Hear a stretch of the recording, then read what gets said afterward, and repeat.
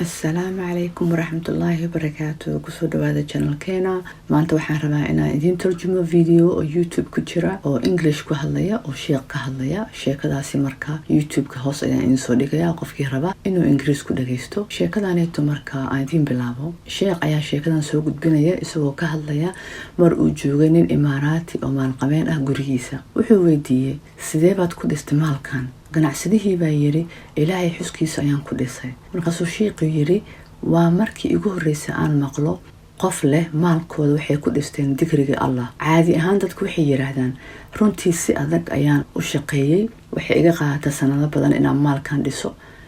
Marka adiga waa ka duwan tahay dadka kaleeto siday ii sheegeen. Marka sidee ku samaysay lacagtan? Ninkii taajirka ahaa ayaa wuxuu yiri anigu waxaan ahaa qof faqri ah, waxba haysan, deyn badan lagu lahaa. Anigoo wareersan ayaa waxaan ilaahay igu soo aadiyay. Sheekhu wuxuu yiri haddaba sheekadaada noo sheeg, sidee baad ku samaysay lacagtan? Maalqabeenka ayaa wuxuu yiri maalin maalmaha ka mid ah ayaa masaajidka galay. Imaamku wuxuu ka hadlayay fadliga ay leedahay istighfaarta, iyo imaamka also wuxuu sheegay qofkii akhriyay adkaar badan inuu ilaahay barakeynayo oo irsaaqad meel u filanin uga soo baxayso. Imaamku wuxuu soo qaatay aayadaha ku jirta suurata Nuux.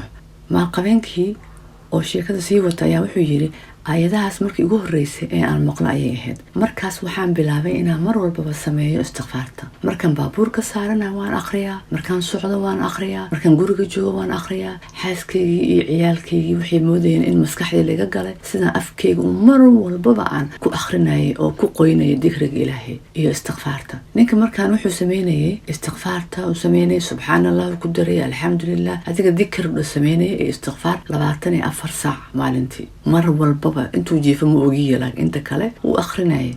marka wuxuu yiri ninkii maalqabeenka ahaa waqti yar gudahood arinteedii si xawli ah oo fudud bay isku furfurtay. wuxuu yiri hal mar nin ayaa albaabka ii soo garaacay maalin. ninkii baa wuxuu yiri adiga hebel miyaa tahay?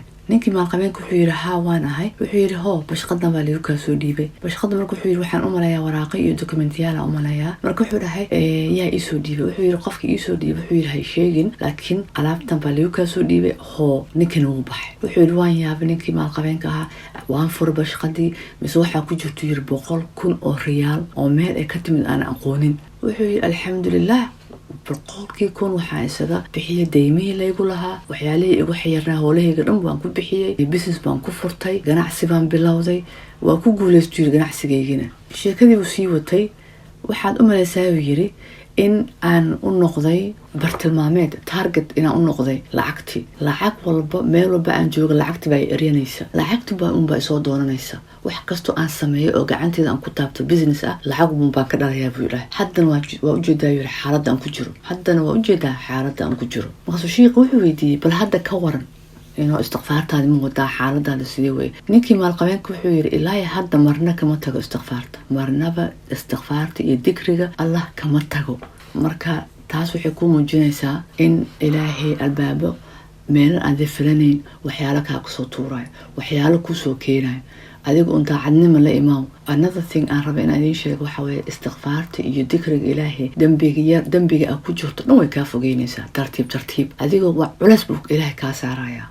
taas ana indhahay ku arag ibra haddii xataa salaad tukanaynin ama ay kugu adag tahay ama aad hilmaamaysid ama aad daahinaysid istighfaarta badi Ilaahayo iga goy waxana dheh.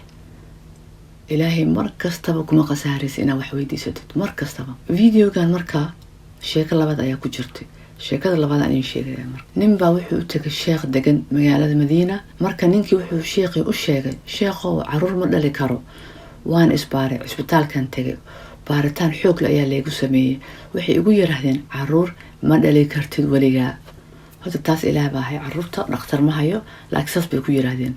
ninkii uu sii wata sheekadii wuxuu yiri markasta aan guursado gabadha waxay iga dalbataa furitaan in la furo because caruur ma dhali kari.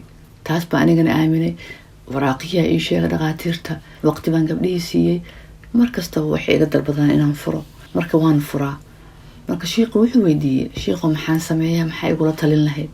sheekhu ayaa wuxuu yiri istighfaarta badi. ninkii wuxuu weydiiyay imisa ayaan aqriyaa istighfaarta? sheekhu wuxuu yiri istighfaar badan sameey. ninkii baa wuxuu weydiiyay 100 ma sameeyaa?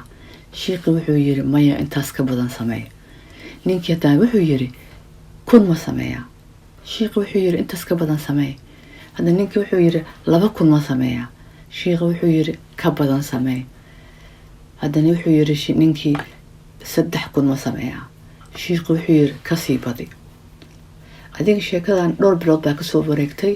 Shiiqii marka dambe wuxuu helay casumaad meher. ninkii su-aalahan weydiinaya ayaa meherkiisii ugu yeeray shiiqii. wuxuu yiri kaale imaaw meherkeygii. kadibna wuxuu ugu sheekeeyey shiiqa inuu dhakhtar tagay. ayuu yiri ninkii wuu isbaaray mar kale. wuxuuna ogaaday natiijadii horeeto oo dhaqaatiirta u sheegeen inay natiijo ka duwan usoo baxday, inuu ciyaar dhali karo hadda. waraaqihii waxay dhaheen baaritaankii wax waa dhali kartaa hadda. marka bilooyin unbaa kasoo wareegatay intuu istiqfaarta bilaabay. alxamdulilah. marka muddo yar gudaheed ayuu istiqfaartii intuu bilaabay ilaahay albaabo u furay, meel u siflin waxa ka soo saaray. marka gaalada waxay yiraahdaan lacag miiska saaran oo bilaash ma ka tagi lahayd. maya kama tagteen. waa bilaash lacag miis saaran. istiqfaarta sidoo kale waa bilaash. annagu unbay nagu xiran tahay. wixii aad rabto ilaahay weydiiso. dhibaato ma ku jirtaa? ciyaal la-aan ma ku haysaa? lacag la-aan ma ku haysaa? dad bini aadan waxaa weydiisanin. anaa dadkeena ma ogtahay dad baa kusoo wacaya ama qof baa dhibaataysan.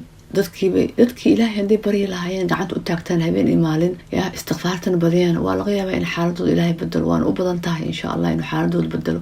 marka daacadnimo la imaada insha allah kulligeen ilaaha nagu anfaco. wasalaamu calaykum waraxmatullahi wabarakaatu.